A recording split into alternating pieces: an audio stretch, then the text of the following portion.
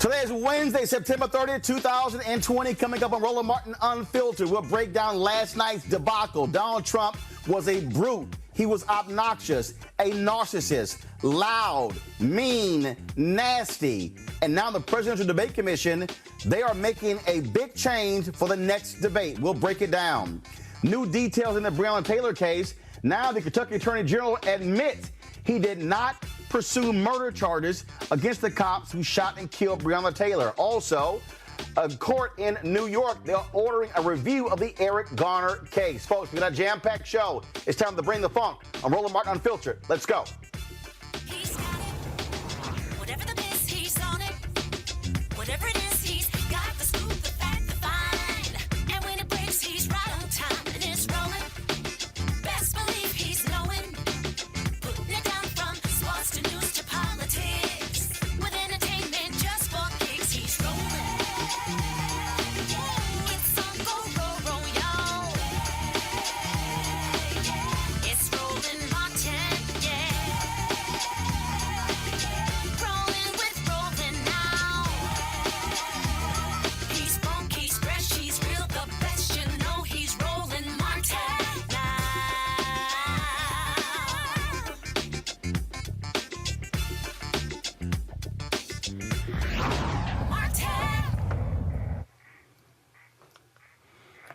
Last night's presidential debate in Cleveland between Donald Trump and Joe Biden was an absolute unmitigated disaster. First and foremost, Chris Wallace could not even control Donald Trump, who kept interrupting people. One analysis showed that Donald Trump interrupted Joe Biden some 76 different times. Biden interrupted Trump about 15 times.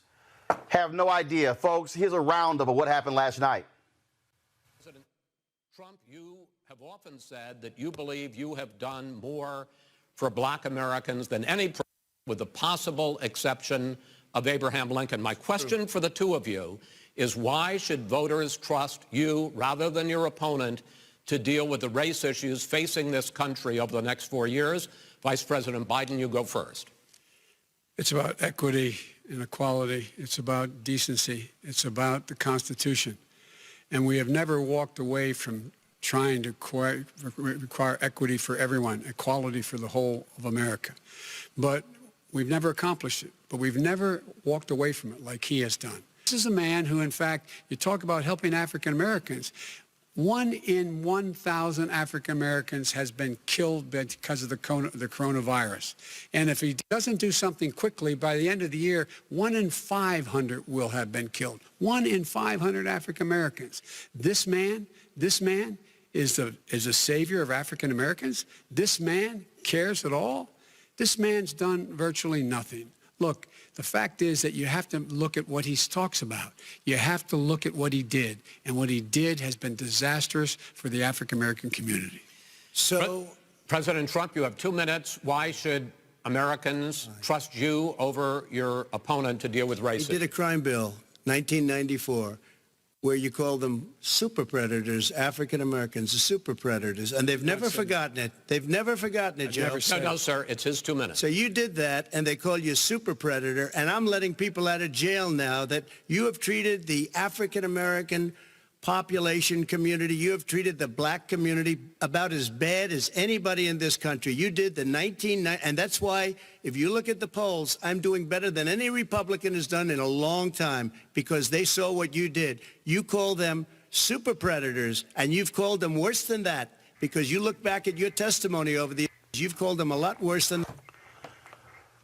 Well, the biggest part of the debate came on the issue when Chris Wallace asked Donald Trump about white supremacists. This was the defining moment of last night's debate. You have repeatedly criticized the vice president for not specifically calling out Antifa and other left-wing extremist groups. But are you willing tonight to condemn white supremacists and militia groups and to say that they need to stand down and not add to the violence in a number of these cities, as we saw in Kenosha and as we've seen in Portland. Sure, Are you I'm willing prepared to do specifically that, but do it? Well, go ahead, sir. I would say almost everything I see is from the left wing, not from the right wing. So what are you saying? I'm willing to do anything. I want to see Well, peace. then do it, sir. Say it. Do it. Say it. Do you want to call him?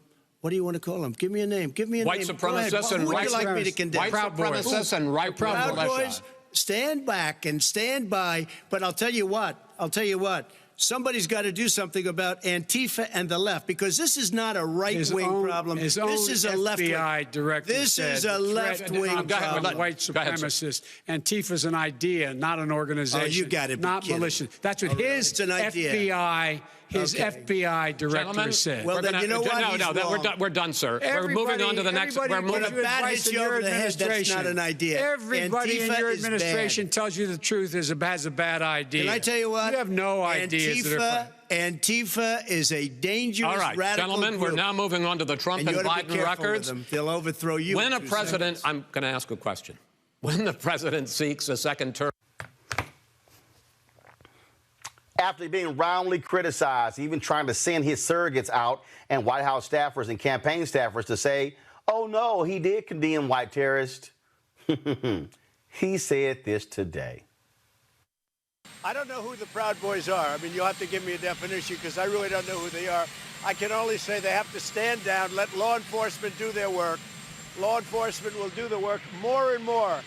As people see how bad this radical liberal Democrat movement is and how weak, the law enforcement's going to come back stronger and stronger.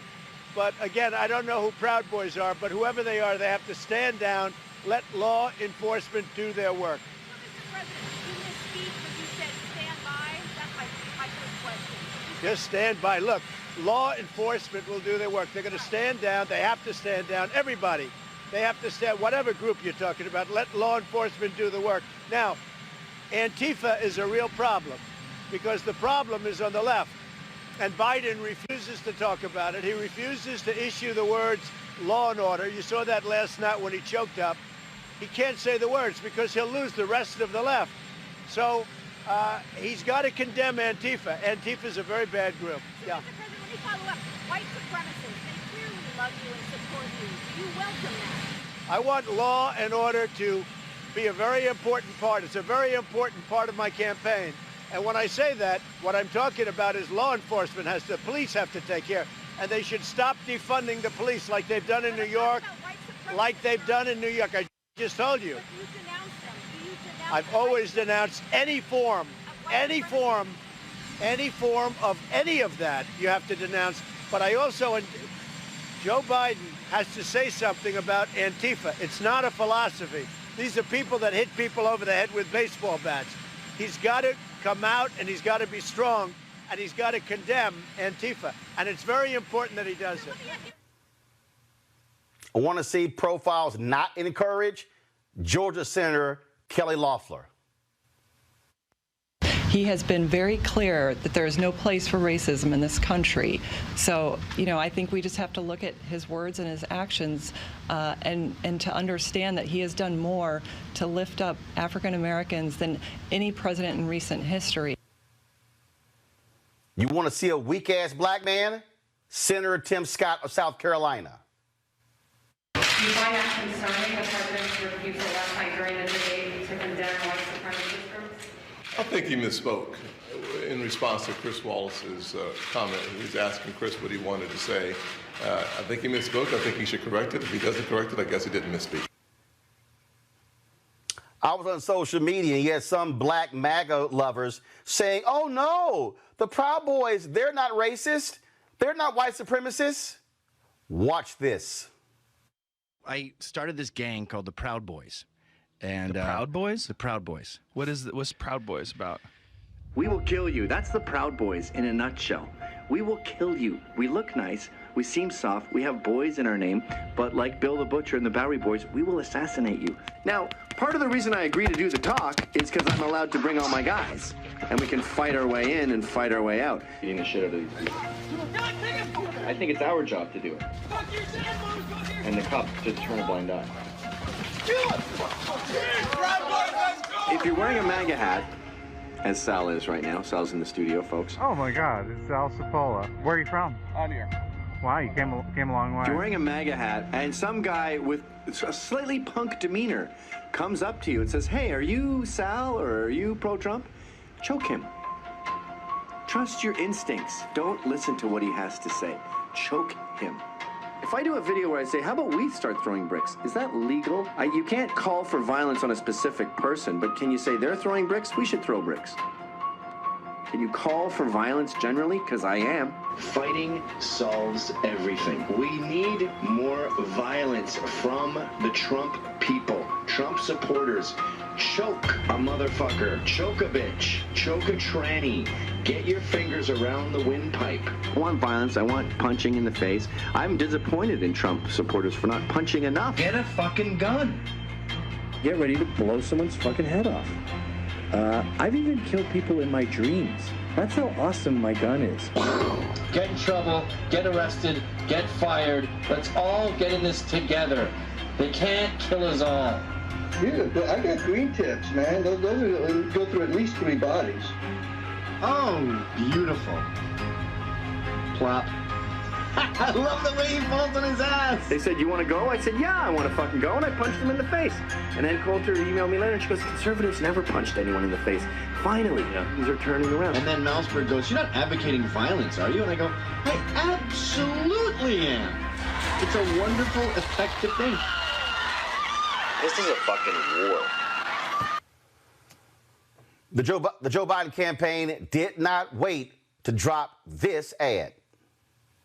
Are you willing tonight to condemn white supremacists and militia groups and to say that they need to stand down and not add to the violence in a number of these cities, as we saw in Kenosha and as we've seen in Portland? Sure, Are you I'm willing prepared to do specifically that, but do it? Well, go ahead, sir. I would say almost everything I see is from the left wing, not from the right wing. So what are you saying? I'm willing to do anything. I want to see peace. Then do it, sir. Say it. Do it. Say it. You want to call him? What do you want to call him? Give me a name. Give me a white name. Supremacists and what would white you like me to condemn? White supremacists and right Proud Boys, stand back and stand by.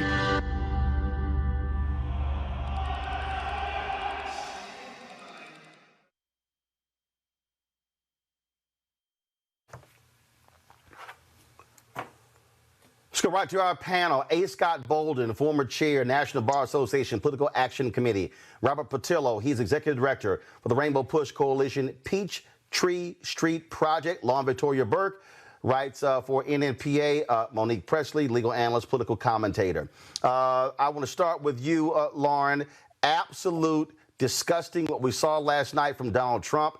The Presidential Debate Commission, they've already announced changes. At the next the moderators now will be able to cut the microphone of anyone who goes over their allotted time and interrupting someone else. Last night was all about Donald Trump wanting to unleash chaos.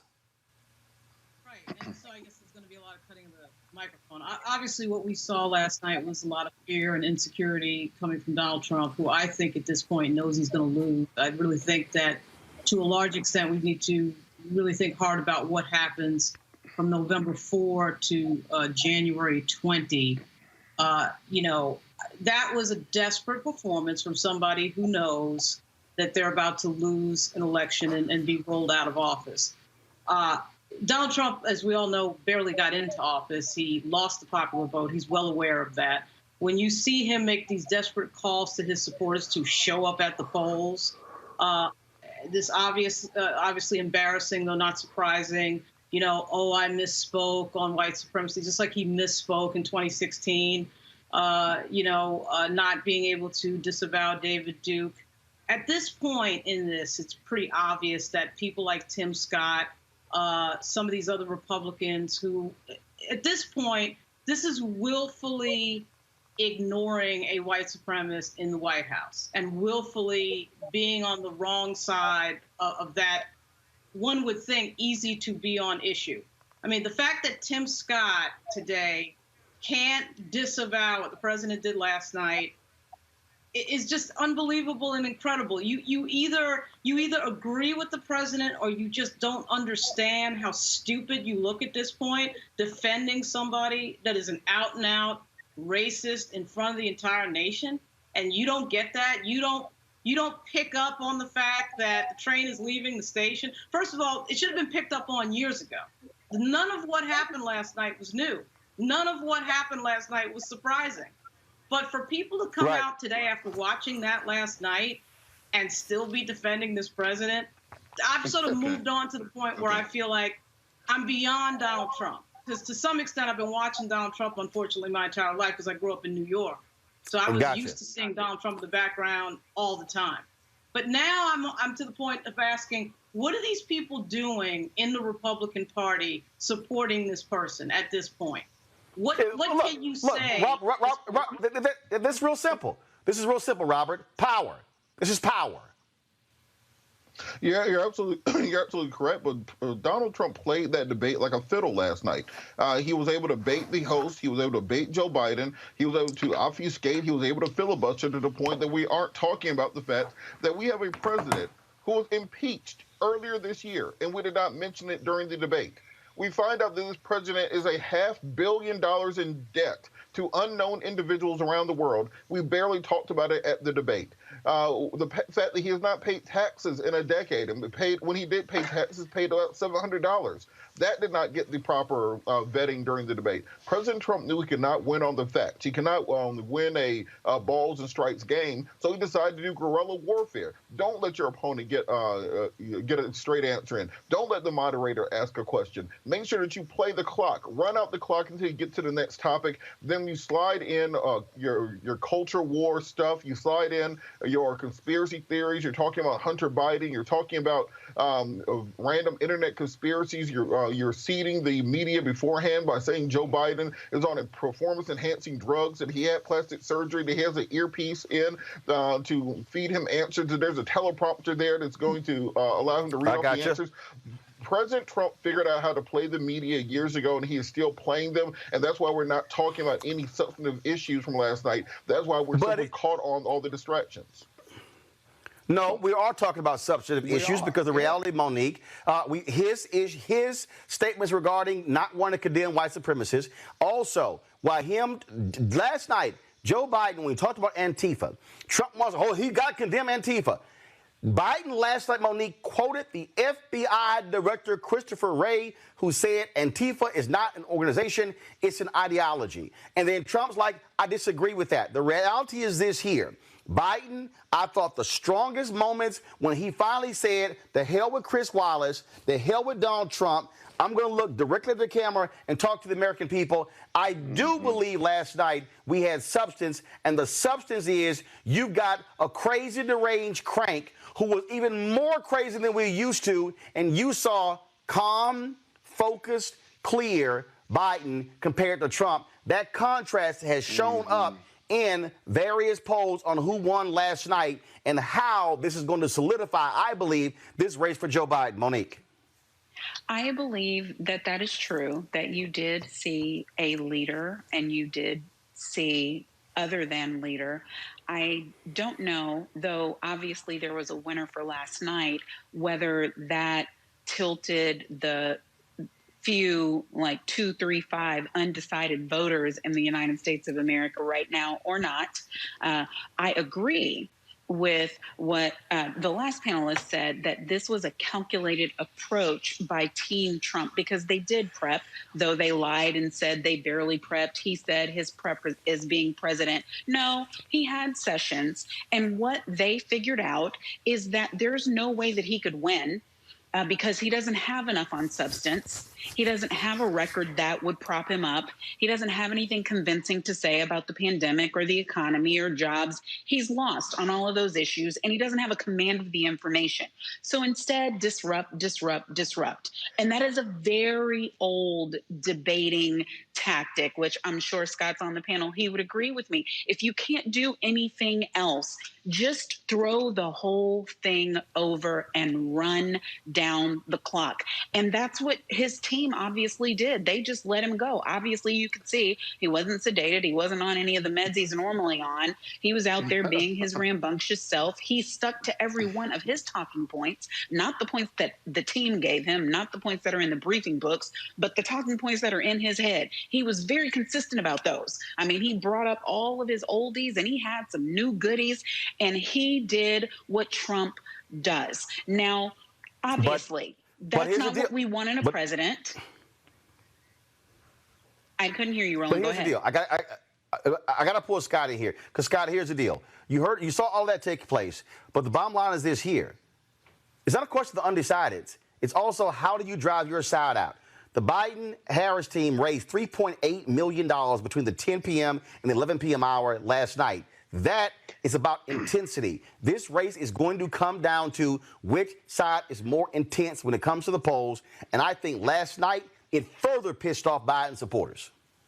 Yeah, I think so also. And Robert, I think him being disruptive was just outrageous, if you will. And I think the plan worked against him. We cannot forget that. But I tell you, folks, last night I saw desperation, and I saw a man that was unhinged in the middle of a political campaign that he's losing. And I kept thinking to myself, we got to get ready for November 3rd and afterwards, because this is a foreshadowing of what we're going to see. He didn't just not denounce the Proud Boys or white supremacists. He dissected it. He never denounced them. What he said was, stand back, stand down, as if he was their commander-in-chief. Listen to me, Roland. And then that stand by and stand down was almost, well, let the police handle the violence, but that has nothing to do with their white supremacist philosophy. And he's going to come back to them after November 3rd when he loses, whether it's by a wide margin or not, and he is going to activate his supporters, the Ku Klux Klan, the Proud Boys, whatever you call them. And by the way, why do you need a name to denounce white supremacy? Are there some that you would not denounce, but others you would denounce? Well, that makes absolutely no sense. And here's the deal. You did have substance last night because you did hear Joe Biden hit him on the issue of coronavirus. I understand that. I understand that. But no, I understand that. My point is this here. You did have Biden talk about coronavirus. You did hear him talk about the economy. You did him talk about those issues there. And again, I think what you're now dealing with, sure, you got Mr. Chaos and want to throw it out there. I believe the tactics, even Joe Biden, exasperated, shaking his head, sitting here, will flash a smile. But when he finally said, man, just shut up. And so it was clear. It was clear what he was doing. But this, again, Lauren, this election comes down to intensity. And that is this here. If by seeing this, and if it happens in the second debate and the third debate, it reinforces we are so sick of this dude. We have got to go vote. I think that, Lauren, is how the debate psychologically impacts the voting electorate. Roland, I think that your point is really well taken, but the problem I'm having is that I felt like watching Biden, I still have this sense of the Democrats bringing a knife to the gunfight, okay? You got to come out with a little bit more energy than what I saw from Joe Biden last night. And I think it was Robert's point, interruption is a strategy. Name calling is a strategy. Narrative change is a strategy. Breaking another person's train of thought is a strategy. Lying is a strategy. Trump employed all of that last night on Biden, quite frankly, pretty well, because Biden, for some reason, got into it where he was stopped talking. He wouldn't, frankly, I think Joe Biden was great, just like you just said, Roland, when he punched him in the mouth. I did not like the staring at the moderator. I think that Biden should have stared right at Trump and said what he was saying. I think that has a lot of power on camera. But Monique, one second. But Monique, I thought about last night as I watched that, and then I saw the analysis. I saw people. Here's the deal. I think, Monique, there were a lot of people who wanted Joe Biden to go toe-to-toe, to want him to fight. No. And you know what I thought about? I thought about a conversation you and I had when you went on Tucker Carlson. And when I said, he's going to expect you to come in hot. And I said, Monique, don't come in hot. You lower it. Keep an even tone voice. And then at a certain point, start laughing at him. That's what Biden did. And it allowed for people to say, who's the crazy dude? That's the calm one. That's the one who's keeping it together. That's the one who's not rude and disrespectful. That's the deal. Biden can't fall into, you can't go toe-to-toe with crazy because crazy has no limit. Absolutely. Absolutely. And you obviously were right when you gave me that advice. And when I was on last night on IG Live, I was just kind of giving some analysis, and I hearkened back kind of to my old days at Howard Law School when I was on trial team and training. And what we were told, or erasers were thrown at us, was you're speaking to the judge and you're speaking to the jury. You're not speaking to your opposing counsel because you are not debating them. You are bringing a message forward. So Biden was sticking to very good debate prep when he was looking dead at the audience and when he was addressing his comments to the moderator. He did the couple of times, will you shut up, man? That was great. Those were timed. Those were fine. But the other important thing that I want the people who are listening to understand is what our president of the United States displayed last night. There is no black man or woman in America who could get away with that in a court of law. There is no white woman at the head of leadership in America who could get away with that. You doubt me? Think 2016 when Hillary Clinton probably wanted to say, will you shut up, man, and some more stuff. But she knew she was diving through sexism and misogyny landmines that were the size of giants. So if any black man had tried to do half of that and lose decorum like that, lose respect, he would have gotten stepped back. He'd be in an orange jumpsuit in 30 seconds. There's no orange jumpsuit for Trump yet, and that's why he's fighting the way he's fighting, because he knows if he doesn't win, he's going to jail.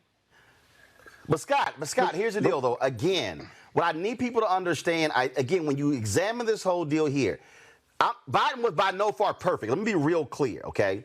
But there were clear moments where Biden did focus on policy, and one area where Trump could not wriggle out, it was health care, which is the number one issue among voters. And when Trump could not even state, I got a health care plan. He's tried the whole, I'm swinging and throwing. Dude, you still have no plan.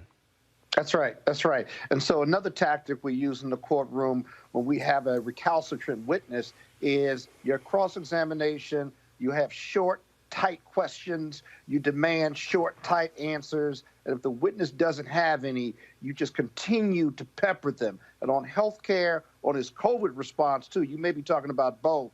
Biden was really tight and sharp on it. He said what he had to say. He spoke the truth. And all that Trump could murmur or mumble through were I'm not trying to get rid of Obamacare.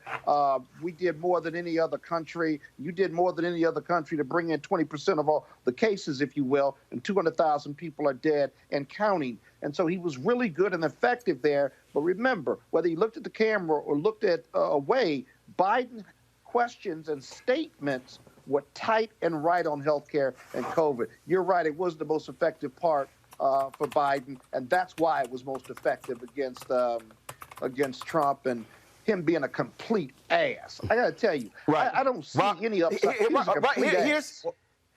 Well, of course. Here's the deal, Robert. Next debate, obviously, you got the rule changes. But if I'm Biden and I go back and watch that tape, after the moderator asks a question, stop looking at the moderator, the hell with him, and do what he did. When he leaned in and went right to the camera, I'm watching this and I'm saying, what he's saying is, damn, all of this other nonsense, I'm talking to you. That, Robert, has to be duplicated and replicated over and over and over again in the next two debates. Go ahead.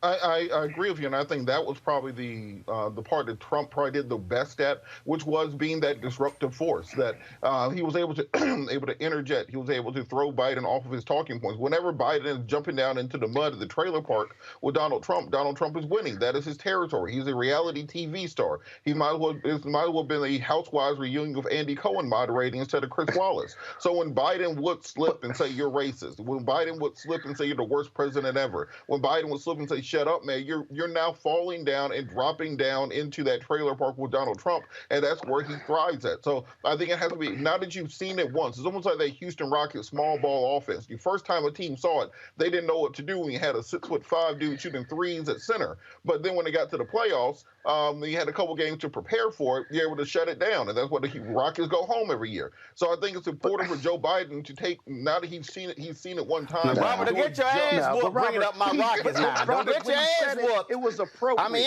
ain't like your Hawks have done any damn thing, but go ahead.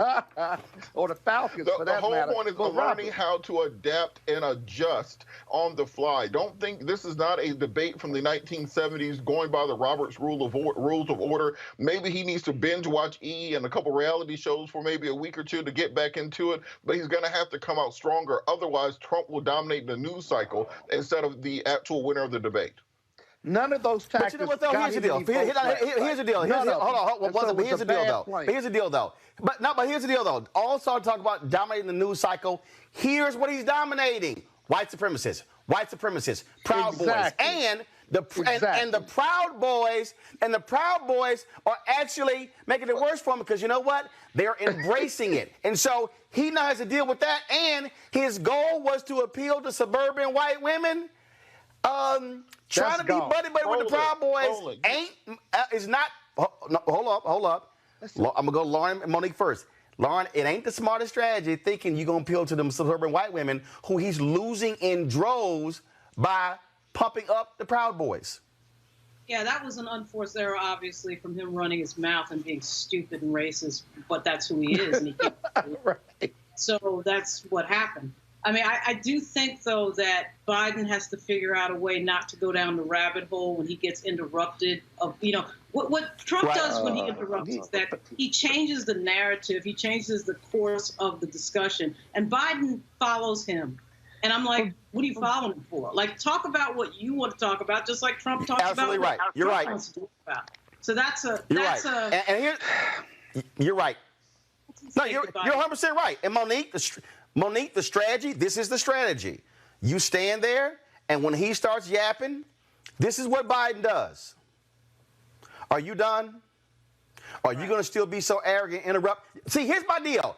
You don't look at him, and you go, I'm going to finish my point when you stop being a blabbermouth. You, whatever you like, but you never, because here's the deal. When you look at him, he's now got your eyes locked. That's why Trump kept looking at him. What you do is you give his ass a wall. You let him, you don't even look that way. You don't even look down.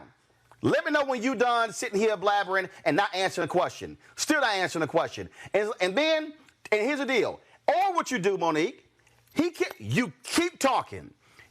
I know it's disruptive, but you don't even accept the bite. You keep talking, and then the moderator says the two of you can't talk. We'll tell him to shut up. You keep going. Right. I think that we're kind of dealing in extremes, and what Vice President Biden gave us last night and needs to continue giving us is a balance in the fight. Because, yes, you need to stay on point. You need to be looking to your real target audience, which is the American people. But also every now and then you got to punch them in the face. Because you're dealing with a madman who's on the stage next to you. And so I think that has to happen too. That's not what you constantly do. You don't punch. But I believe that he has to continue to do both. Because you know why? Vice President Biden, when he was up there, he was saying things that millions of Americans have wanted for 4 years to say to this president.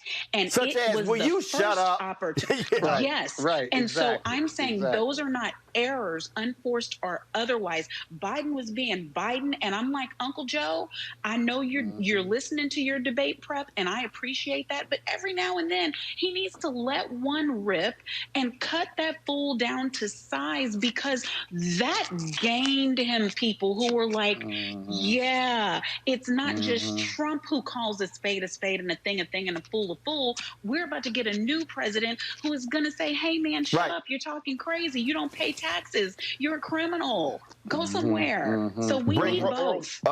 We need both. And it So, did hold not on, real quick. sound inappropriate by the time Hold on. Wait, 20 seconds. Robert, 20 seconds. Scott, go.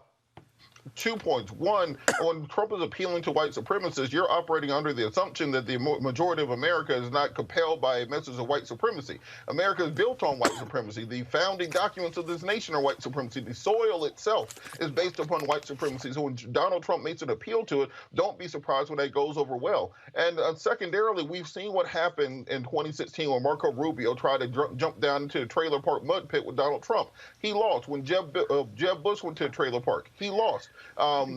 Ted Cruz went to a trailer park. He lost. Donald Trump is the trailer park champion, so you cannot beat him at his own game. You have to beat him on policy. Yeah, but I don't think Biden's trying to do that. I don't think he was trying to do that last night. He was exasperated like the rest of the audience when he said, man, just shut up. When he said you were the worst president. Every time he insulted Trump, it was in response. It was a counterpunch, if you will. And those counterpunches hit home because it's what the audience was thinking and the voters have been thinking for the last 4 years. You were the worst president. You're lying. You caused COVID. All of those were counter punches, and I think he played it just right. He didn't get down in the garbage stall. And if there is a second debate or if he participates, because we haven't talked about that, regardless of the rule change, I don't think he's going to get down in the garbage land with him ever. All right, then. Monique Presley, we certainly appreciate you joining us for our discussion of last night's debate. Thanks a lot. All right, folks, let's go to Reverend John Yearwood with the Hip Hop Political Caucus. Of course, they launched their Respect My Vote campaign in 2008. Reverend Yearwood, of course, it's all about reaching young voters as well. That's one of the critical issues facing the Biden campaign. When you look at the people who are registering right now, the numbers clearly are in favor of him over Donald Trump. But what actually specifically are y'all plans to drive black voter turnout? Because, again, that's when it comes to African Americans, 18 to 29, they have the lowest participation when it comes to voting. We are right now at Respect My Vote. We are engaging. And thank you, Roland, for having us at this time. You know, I wouldn't stop what I'm doing to talk to anybody but you because we are working, not just talking. And so right now we're engaged in 5 states. We're engaged in Florida. We're engaged in Georgia, North Carolina, Virginia, and Michigan. We're engaged around the country nationally, but those are where we're centered in. We are right now building a universe of 180,000 young people, particularly young people of color, millennials and Gen Z. And our goal is to reach them at least 30,000 in each one of those states, touch them twice through texting and email, and having virtual voter rallies that we're actually starting this week. We're going to have one in each state before voter registration, and then one in each state after voter registration. And our good friends from Voter Election Protection will be with us. Obviously, we're promoting the 1866 number, and we will have one of them with us in each one of those calls. And so as we are engaging them and touching people using our influencers and celebrities, so we'll touch between 5 to 7 million people within those 5 states over the election process through our digital ads and through our influencers. But when you engage them, are you talking about policy? Connecting the dots where people understand that Donald Trump, Mitch McConnell, right-wing, largely white male federal judges will be going against the very things that young black folks say they want. So when people say, well, I'm not going to vote, well, then what you're actually doing is hurting yourself on the issues you care about. Well, you'll be happy to hear this, Roland. Because you had access to the Hip Hop Caucus a little while ago, we actually created a C4 because of the need to shape policy, because either we shape policy or policy will shape us. So you can take a little bit of credit in that. We still operate through a C3, which is pretty much getting out the vote and doing the things for voter protection. But we are beginning to engage them on policies that we've seen, issues from defunding the police, issues from racial injustice, and issues regarding climate justice as well. And so a lot of those, particularly the millennials and Gen Z, that is their top issue. We've been having a lot of these conversations. And again, anybody's welcome to go to respectmyvote.com and see the conversation that we're having during our virtual congresses, but we are definitely in the works, and we're getting close to that goal of having almost close to 200,000 young people in those key 5 states ready to move to action. Last point here? We have, of course, 33 days left. You already see folks voting. You got registration. And so you're also breaking it up. And because, first of all, your first deadlines, registration deadlines are coming up. A lot of people keep talking about vote, vote, vote. But first of all, we got to make sure people are registered before they vote. Yeah, and that university that we're building, that 180,000 plus university we're building in those 5 key states, we're definitely making sure that, yes, they're not only registering to vote, but they're actually pledging to vote, which is also an important part of the process, just to get the mental aspects of what it means to vote, and then creating a plan. And then as we're seeing, it's clear that there's a lot of things being done to suppress the vote, and a lot of the folks in our base, the Hip Hop Caucus, are part of the Move for Black Lives. So, we're even having the conversations around nonviolent trainings and just a whole new way of approaching voting in this country, because we want to make sure people who actually vote and don't get killed, people not being shot, nothing is happening to them. So we're having our people are not only in the suites but in the streets. So we really want to make sure they're safe, to be honest. So we're having that conversation with them, and we have a lot of folks who are new to the process. But there's a lot of energy. I'll tell you this: there's a lot of energy. People are watching the debates. We saw that last night. A lot of people are watching the debates. Young people, we have 18 and 19 and 20 are engaging, and so there's a lot of hope to do. We are, and we will say this, Roland, we are concerned. Many of us in the Hip Hop Caucus are concerned about post the election, and we're beginning to put together strategies around that process as well. But folks want to get involved, please, please, please go to respectmyvote.com. We're engaging those who are returning citizens. Dr. Yusuf Salam from the Exonerated 5 is a part of that process. And we're getting folks who are coming back from who are formerly incarcerated to be engaged as well. So please, you want to be involved with young folks in the voting process, we're doing it at respectmyvote.com. Reverend Lennox Yearwood Jr., President and founder of the Hip Hop Caucus. We surely appreciate it, sir. Thank you so very much. Thank you so much. Take care. Be safe. All right, then. This is going to be, you look at what's happening. First of all, go ahead and pull the graphic up, folks. How many days we have left. Again, we are approaching a critical point where in this election, in terms of how many days are left, we're coming down to it. Vote.org is where we need you to go. There are 33 days until Election Day. People are already voting. More than 1 million ballots have already been cast all across the country. We want to make sure that you have not been purged. So go to iwillvote.com or vote.org to double check. Make sure you have not been purged. 2, for you to register. 3, for you to get your mail-in ballot. If you choose to vote in person, we encourage you to do that as well. Have a plan in doing so. We see what is happening with this election, how things are moving. In Georgia, Quinnipiac, Robert, has dropped their poll all of a sudden. And according to their poll, Reverend Raphael Warnock now is leading in that particular race with 31% of the vote. Senator Kelly Loeffler at 23%, Republican Doug Collins at 22%.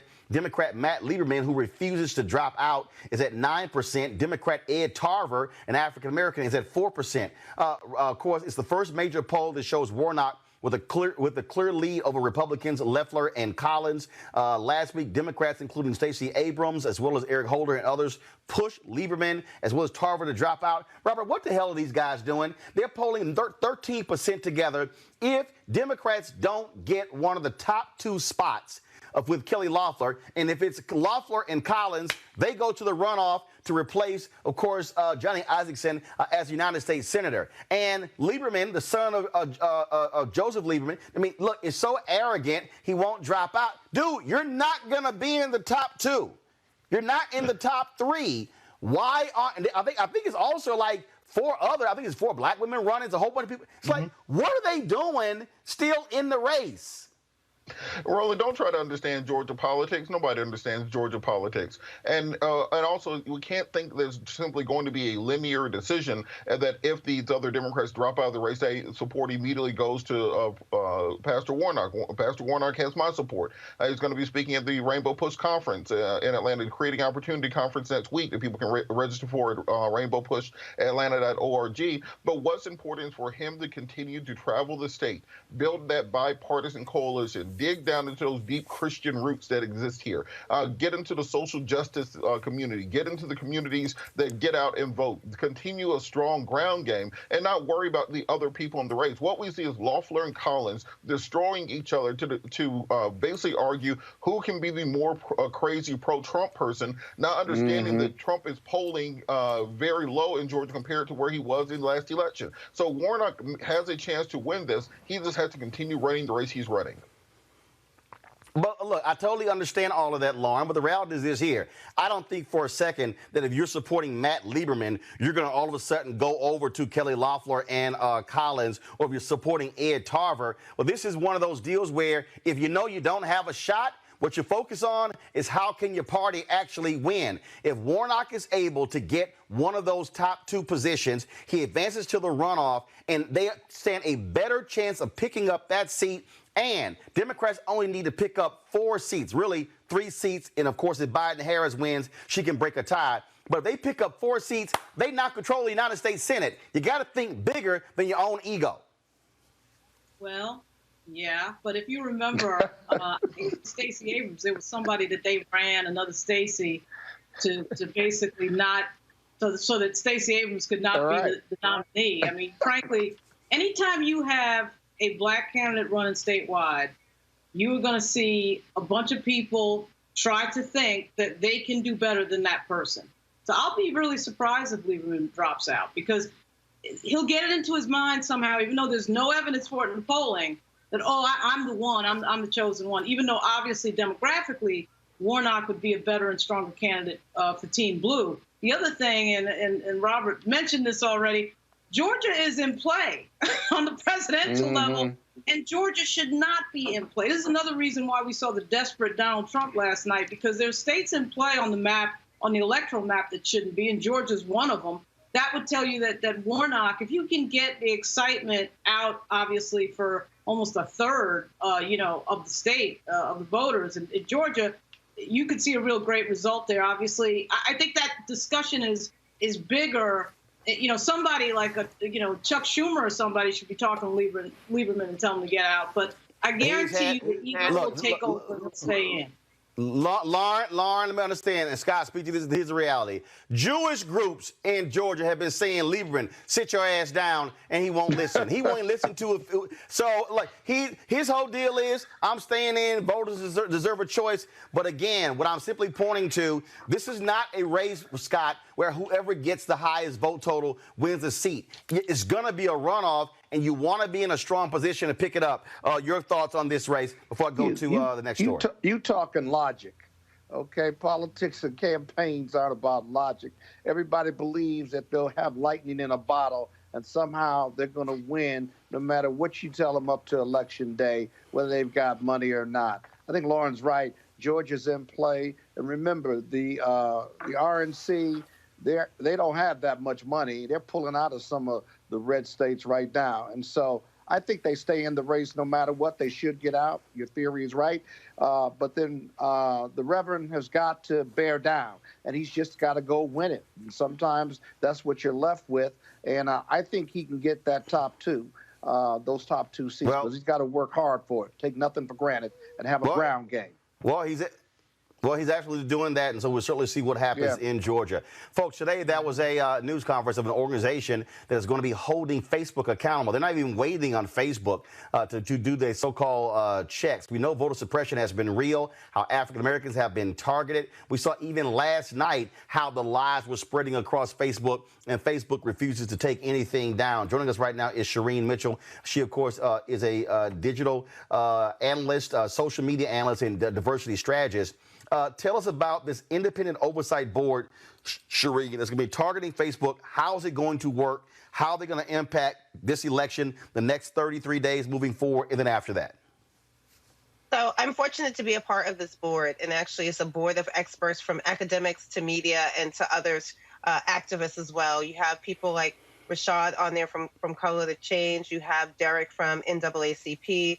You have ADL. You have other groups that are also active in this.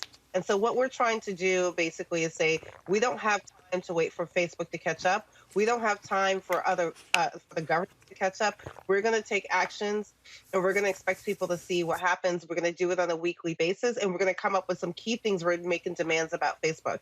And so the top 3 demands that we're making right now is they have to use their own terms of service to stop the incitement of violence, even if that incitement of violence is coming from the President of the United States. We saw what happened last night.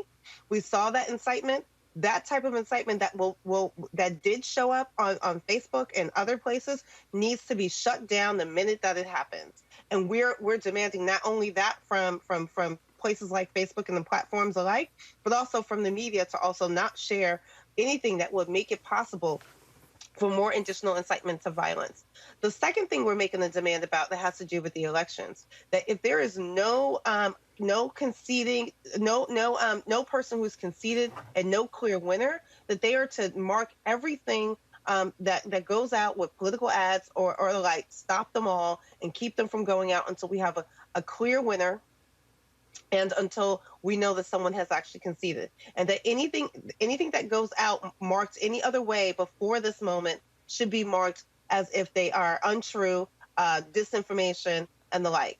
And this is important because it's not just about what we're seeing going out, but all the targeting of digital vote suppression around the vote, as we've seen last night, around polling places and people showing up to threaten those who are showing up to vote, and also the ways in which we're looking at the absentee ballots being used and being weaponized in a way to tell people that they don't have the right to vote, or keeping them from exercising that right to vote, especially. So our project, of course, is part of that because we're trying to stop digital vote suppression across the board.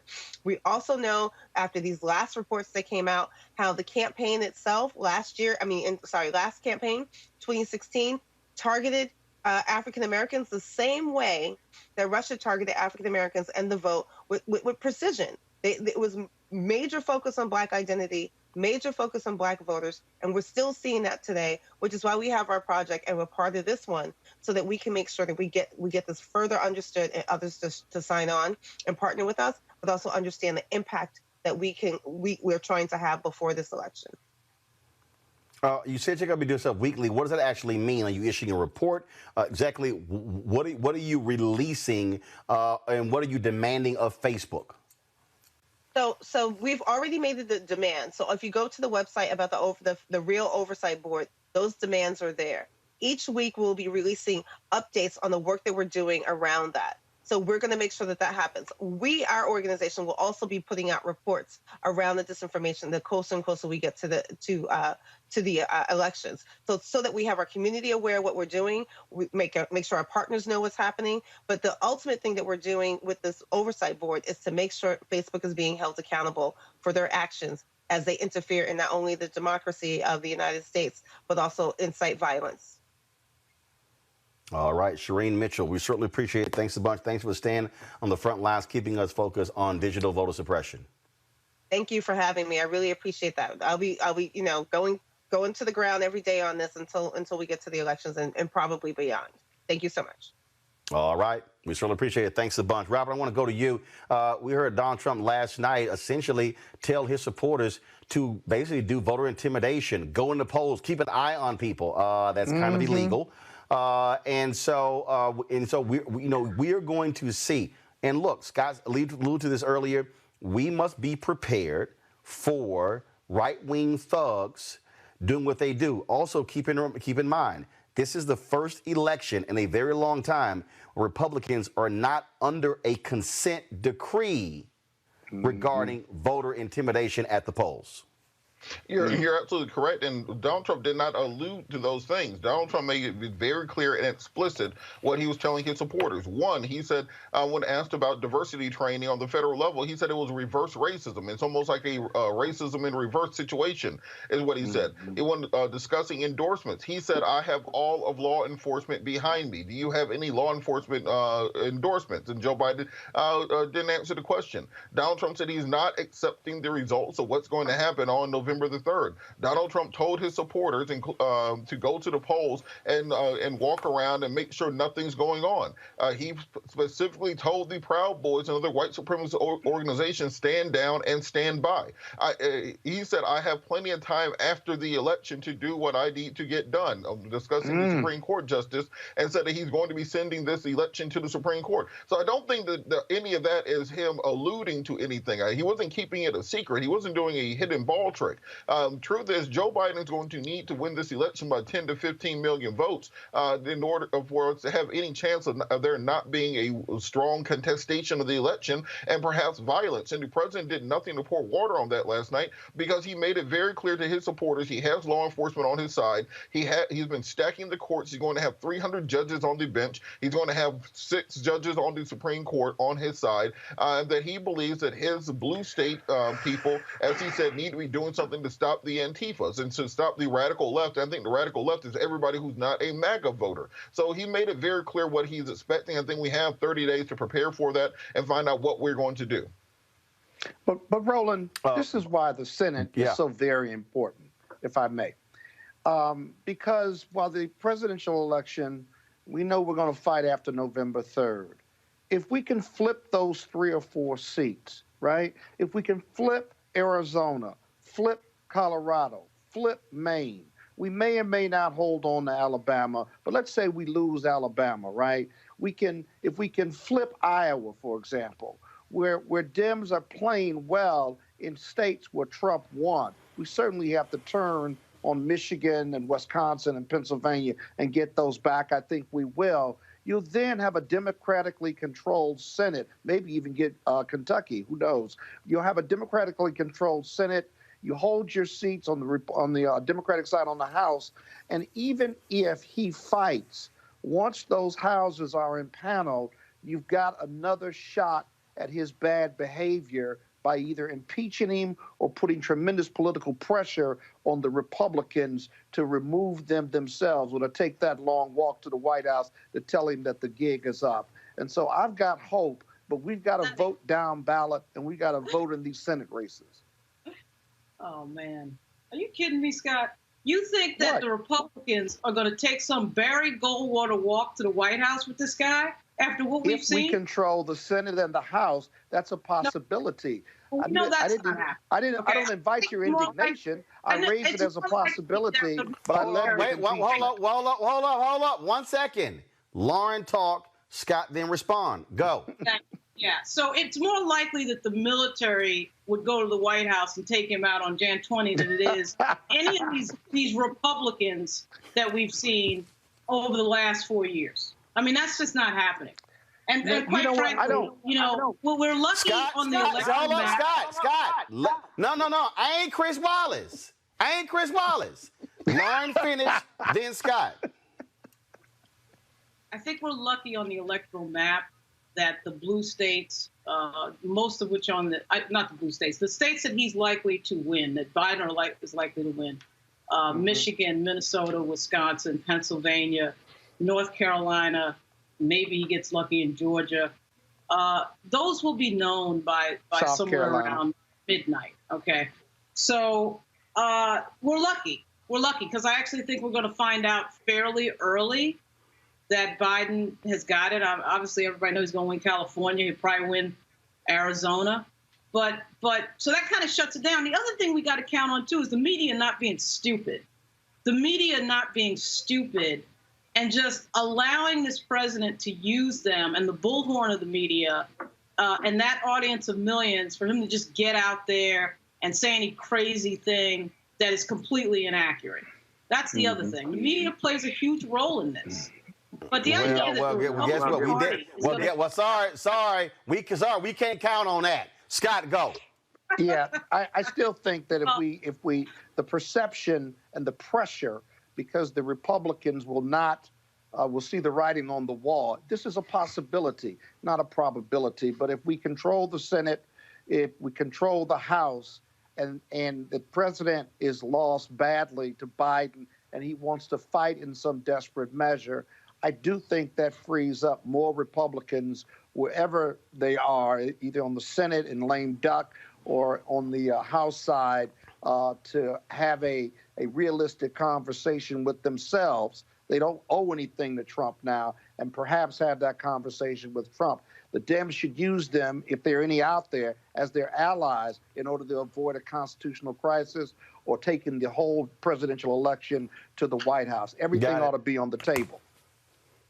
All right, folks, got to go to a break. We come back, we're going to talk about Breonna Taylor, talk about Eric Garner, next to Roland Martin Unfiltered. You want to support Roland Martin Unfiltered? Be sure to join our Bring the Funk fan club. Every dollar that you give to us supports our daily digital show. There's only one daily digital show out here that keeps it black and keep it real as Roland Martin Unfiltered. Support the Roland Martin Unfiltered daily digital show by going to RolandMartinUnfiltered.com. Our goal is to get 20,000 of our fans contributing $50 each for the whole year. You can make this possible. RolandMartinUnfiltered.com. To me, local politics always seemed to, in my mind, match up with what I was seeing nationally. If you didn't find a way to know somebody who knew somebody who knew somebody, then you couldn't get anything done. And that's really what to be political is. That's what you're doing. You're building relationships. And, you know, African Americans have had to, you know, face up to the fact that in order to get anything done in this world, we have to work with the system that's there.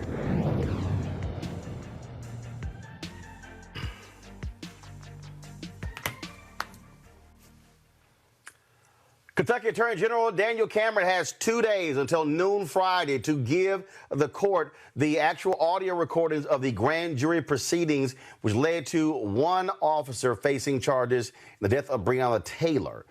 Now, a grand jury member was the one who filed a petition with the court saying it should be released because they were frankly angry after hearing some of the answers of Daniel Cameron. Bottom line, Robert, I can't recall ever seeing a grand juror, which is grand jury is secret, come out and say, essentially, his ass lying.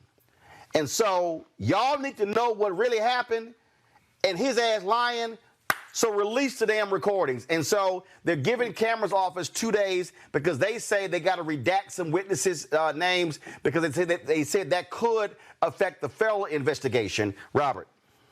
You know, this is the first for me also. This shooting from the beginning reminded me of Kenneth Walker in Columbus, Georgia, back in 2004. A similar shooting incident where the grand jury turned a no bill on the indictment despite clear evidence of a police murder. And I think that this is an unprecedented step and hopefully sets the bar for what happens going forward. There has to be transparency. Far too long, prosecutors have been able to hide behind the grand jury to do their dirty work for when they don't want to indict a police officer. We all know that the prosecutor can indict anybody that he feels like during the grand jury process. The only time they don't get an indictment is when they don't want to indict somebody. So this is a very important step for us to watch, and we need to find out whether or not we can trust the prosecutors in this case. And this is even more of a reason that we have to have a Department of Justice that is interested in actual civil rights prosecutions, and not what Jeff Sessions and Bob Barr have been using for over the last 4 years. So this guy again is a huge case. Again, Cameron wanted a week. The judge said, nope, you got till Friday, noon on Friday, to turn over those grand jury recordings.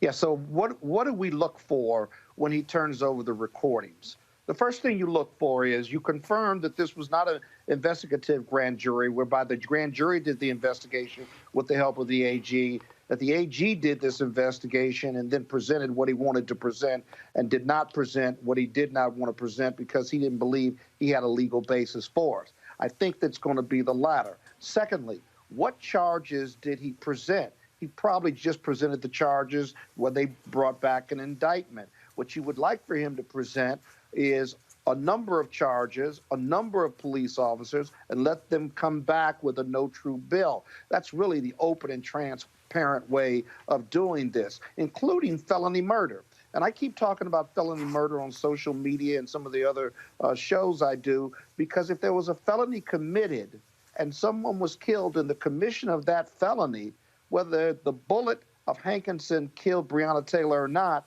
a felony has still been committed. Now, I'm not as familiar with Kentucky law as I am with D.C., New York, or Illinois, but I will tell you this, it's got to at least be considered.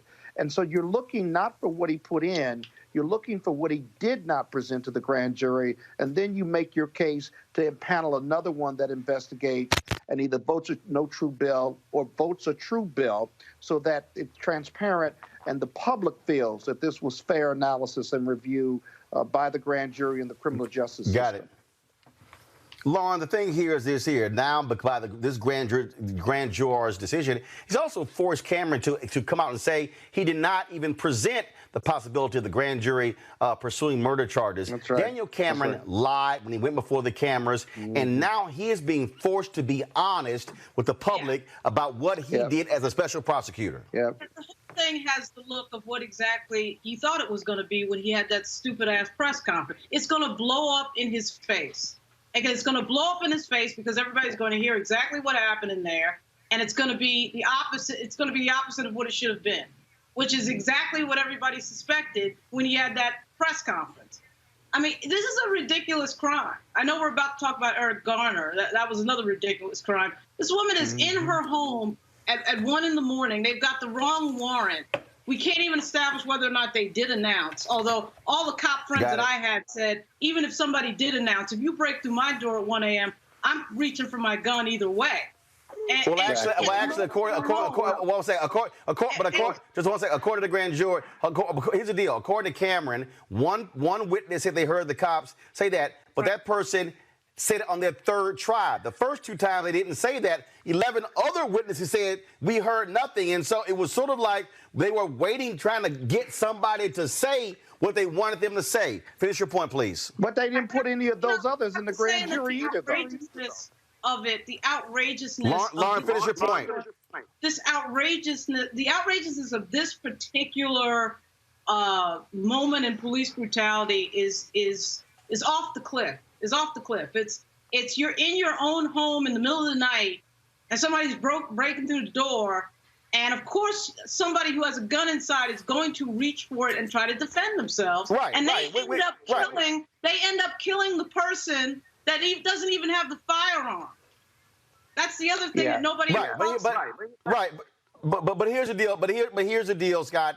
We also, by getting the recordings, we also know the ballistics report didn't match. And so the bottom line is this here. Yeah. By this grand juror doing this, it is putting the pressure on Kentucky Attorney General Daniel Cameron to come clean. And he has already been exposed as a liar. And we're about to find out some more stuff. 30 seconds. Scott, go.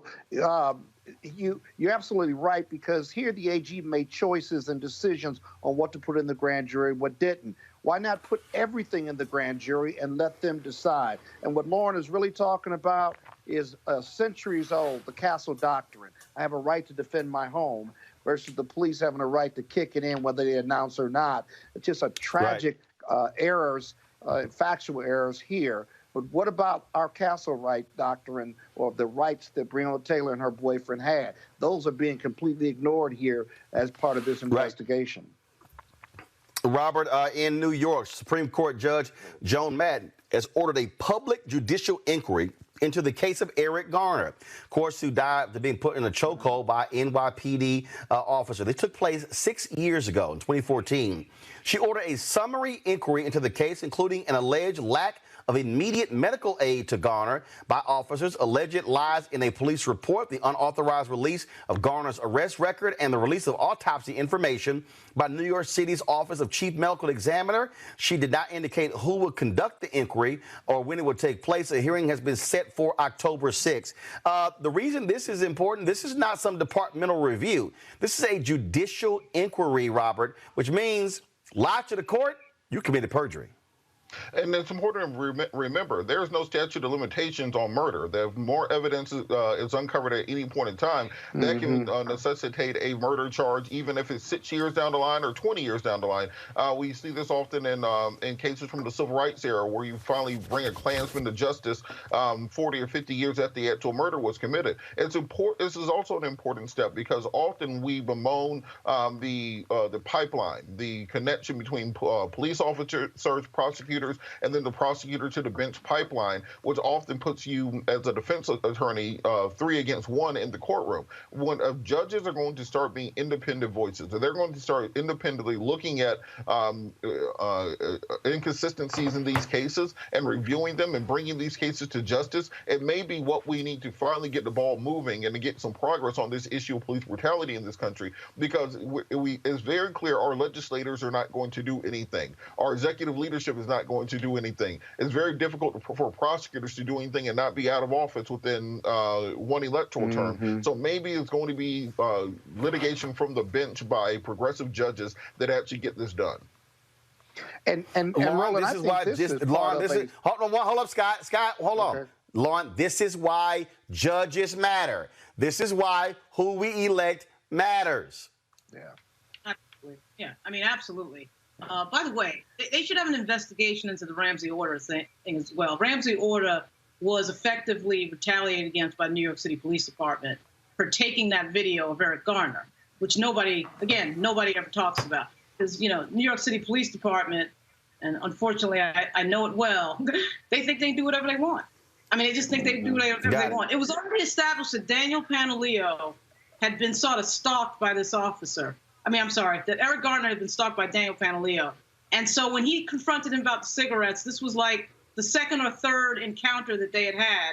And he ends up choking him to death on video. And then the New York City Police Department rewards him with a desk job and pays him more money and keeps him on the job so he can, you know, pad his retirement. I don't know.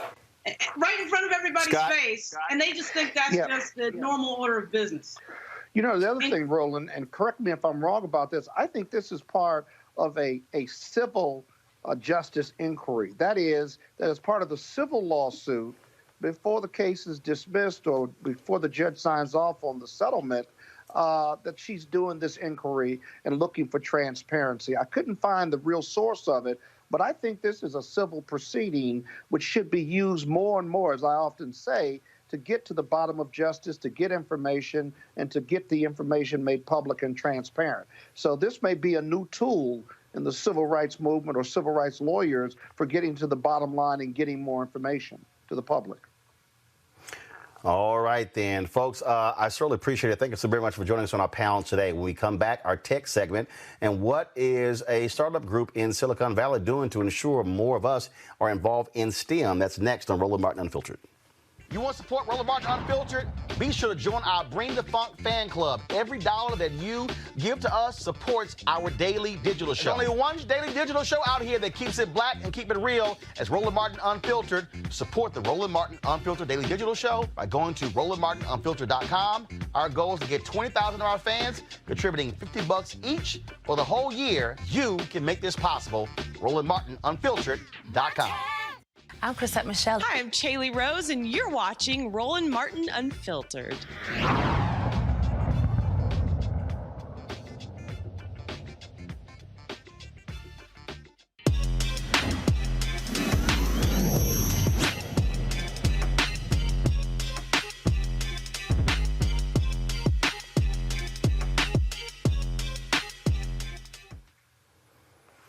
Folks, time for our Tech Talk segment, sponsored by Seek.com. Don't forget, if you want to get any of their headphones or VR headsets, simply go to Seek.com. Use the promo code RMVIP2020. That's RMVIP2020. All right, folks. Kevin Nichols, he is the founder, president, CEO of an Oakland-based group that deals with the issue of STEM in the technology space. It's a social impact venture with Stanford University called the Social Engineering Project. He joins us right now. Kevin, how you doing? Fantastic. How are you, Roland? Doing good. So this particular project here, who are you targeting? Are you targeting high school students, college students, folks who've already graduated? Who are you really trying to reach to broaden the number of our people who are in the STEM space, but also in Silicon Valley? We start primarily in middle school, but we go all the way up to high school, and we help some college students as well. But our focus is middle school, getting them interested in traditional STEM at an early age. And how so? What are you doing to get them interested in STEM? So my business partner, Dr. Brian Brown, is a professor at the School of Education at Stanford, And he designed some curriculum to get young kids interested in STEM through a culturally relevant perspective. So we do about 15 science experiments in 1 week during our summer program called Science in the City. And so they learn culturally relevant math, chemistry, physics, science, and engineering principles throughout that week. And first of all, how long is a person in this program? Is it for several months? Is it for a year, multiple years? It's for a week each summer, but it could go over the course of a number of years. We also have other programs that kind of overlap. I have a program for high school students. I take 120 high school students camping, and I have tech companies come over to the Santa Cruz Mountains and teach them how they do their work at work. How has it gone thus far in terms of how many people have come through the program and how many of them have matriculated to jobs in Silicon Valley? So we started about 8 years ago. So our first cohort of middle school students haven't quite made it to college, out of college yet. However, we do about 50 students for the summer and about 120 to 150 high school students each year during the fall. Currently, a lot of our students are in college right now, but they haven't actually made it to the getting hired stage yet. We've only been around officially as an organization for 4.5 years. And how many folks what's your capacity for how many students who can come to your program in any given year? Oh, about 250 right now, but we are looking to expand that. This year we converted our Science in the City Day Camp to a virtual experience. So through our partnership with NSBE, we were able to use students from all over the country to be able to participate. So we're looking at ways to scale our programs virtually and be able to reach more students. If somebody out there is watching, how can they get more information on your program if they also want to apply? They can visit thesocialengineer.org. That's our website. All the information about our programs and the kinds of things that we're doing to increase the diversity in the technology space is there. And they can follow us on our social media handles from there as well. All right, Kevin Nichols, man, we surely appreciate it. Good luck with the program, and hopefully this is going to inspire a whole new generation of black kids and other kids of color to really go into the STEM field and fill up those critical jobs, those high-paying jobs in Silicon Valley. Excellent. Thank you very much for having me. I appreciate it. Thanks a lot. All right, folks, some news on the media front. Essence Magazine has announced that they're actually furloughing all of their staff. Yes, COVID has greatly impacted the bottom line of Essence Communications. Let's go to the statement here. This is what they announced 6 months into an unprecedented and continuing global pandemic. COVID-19 has had a broader and long-lasting impact than anyone expected, and Essence Communications, Inc. has not been immune to it. In their statement, they say this is why we are making the business decisions we are making today. Prior to COVID-19, because of the investments we have made over the past 2 years, we've been able to preserve and even grow Essence Magazine, the Essence Festival of Culture, and our digital platforms, even as many black-owned media were unable to do the same. While COVID-19 changed the trajectory of that growth, we are planning to get back on track quickly, and we remain committed to making the investments necessary to drive deeper and greater cultural impact via our magazine, digital, and virtual experiences, as we also stand at the ready for the much-anticipated return of live experiences. Now, what they announced is that they are, after a thorough analysis of our business and its financial position, and carefully exploring all options for continued viability, they announced they're making the decision to implement temporary measures to account for the ongoing significant negative impact of the pandemic. And that is, the company informed impacted team members today, and while no furloughed employee will perform any work on behalf of ECI during this period, we will pay everyone impacted throughout this week and will cover their medical benefits premiums throughout the furlough. We will remain in touch with all of those impacted to provide relevant and pertinent updates regarding this matter. We do not anticipate that any furloughs will exceed 6 months. Now, I reached out to the folks, Rich Dennis, the brother who owns Essence, to find out when you say everyone's going to be furloughed, does that mean that there's going to be no work being done on the digital platforms of Essence? Have not heard back, but all staff of Essence by the end of this week will be furloughed as a result of COVID-19, and they say they don't think it's going to last more than 6 months. All right, folks. It has been a jam-packed day, jam-packed week. Our goal, of course, here at Roland Martin Unfiltered is to provide you the best news possible, which is why we need your support to join our Bring the Funk fan club.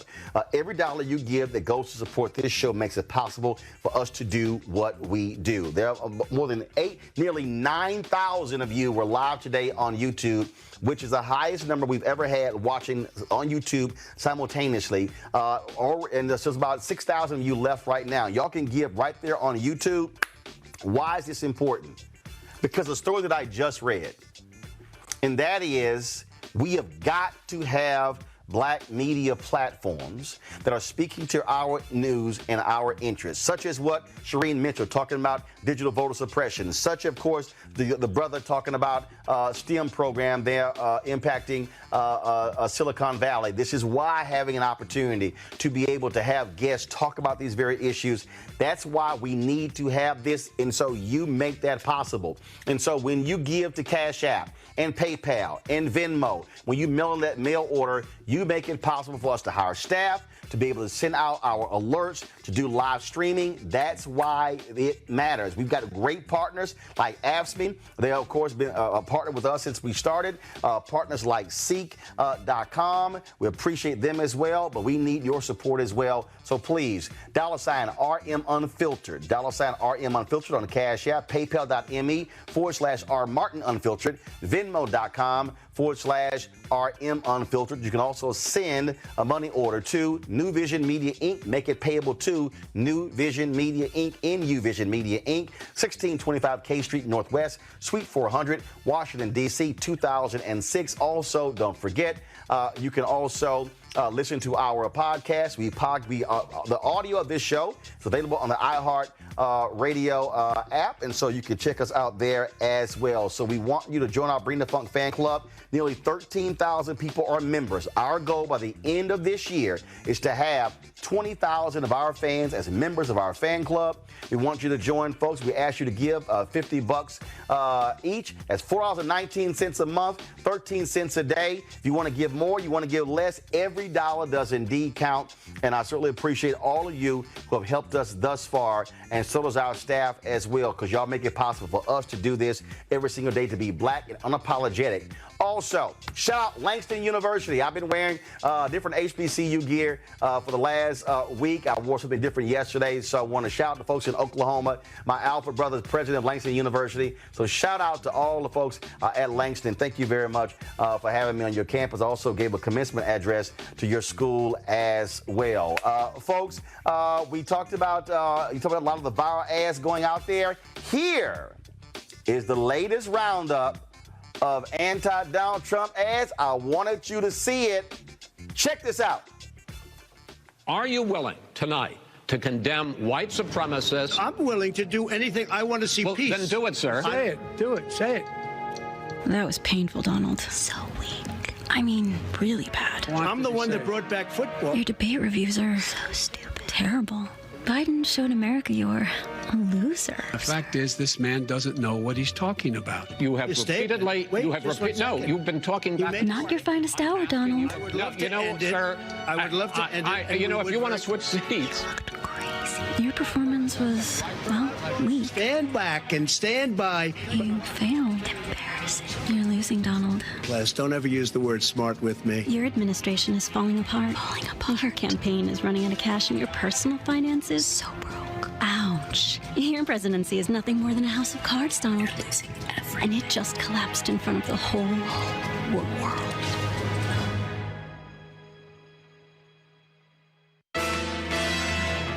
For the first time, anonymous sources have leaked to the Lincoln Project video of Donald Trump's private debate prep. The public can now gain unprecedented insight to Trump's secret plan to win the debate. Jared Kushner attacks Chris Christie, who put Kushner's dad in prison. Rudy Giuliani presents evidence that Vice President Biden is a member of a secret sect formed by Amtrak conductors with plans for world domination. Chris Christie accuses Jared Kushner of eating all the snacks. They fight. They fight. They fight! Donald Trump demands the CDC announce he has won the debates. What followed was too graphic to release. Follow the Lincoln Project for the latest as this Zoo Story drama continues. Pump him out! The Lincoln Project is responsible for the content of this advertising. I cannot implore you enough, folks. 33 days until Election Day. 33 days. There are some deadlines coming up soon for you to register to vote. I want to give you those deadlines, and so please pull that graphic up. Folks, here's the deal. In the next week, listen to me clearly, in the next 7 to 10 days, you are going to see these states where you no longer can register to vote. It doesn't make sense for us to yell and scream about you need to vote if you are not registered. If you're sitting out there and you're saying, man, I'm not going to vote, that is crazy. You saw the nuttiness that took place last night with Donald Trump. Leave that graphic up for me, please. I need y'all to understand the future for our children's children is based upon what we do when it comes to elected officials. You do not have to love or like a politician to vote for them, but you damn sure had got to be involved. We've got a brother, Jamie Harrison, running in South Carolina. He can beat Lindsey Graham. We've got a brother, Mike Espy, running in Mississippi. He can beat Cindy Hyde-Smith. You've got Tom Tillis, Republican, who was the architect of the voter suppression law in North Carolina, who is down right now to Cal Cunningham in North Carolina. Black folks in North Carolina, y'all can make that possible. Raphael Warnock, you can make it possible there. You got black folks who are running for congressional seats, district attorney, judges. We have got to ensure that we have folks who have our interests and speaking to our agenda in elected office. So Alaska, Rhode Island, your deadline is October 4th. Arizona, Arkansas, Florida, Georgia, Hawaii, Indiana, Kentucky, Louisiana, Mississippi, Ohio, South Carolina, Tennessee, Texas. Your deadline is October 5th. Illinois, Nevada, New Mexico. Your deadline is October 6th. Missouri, your October 7th.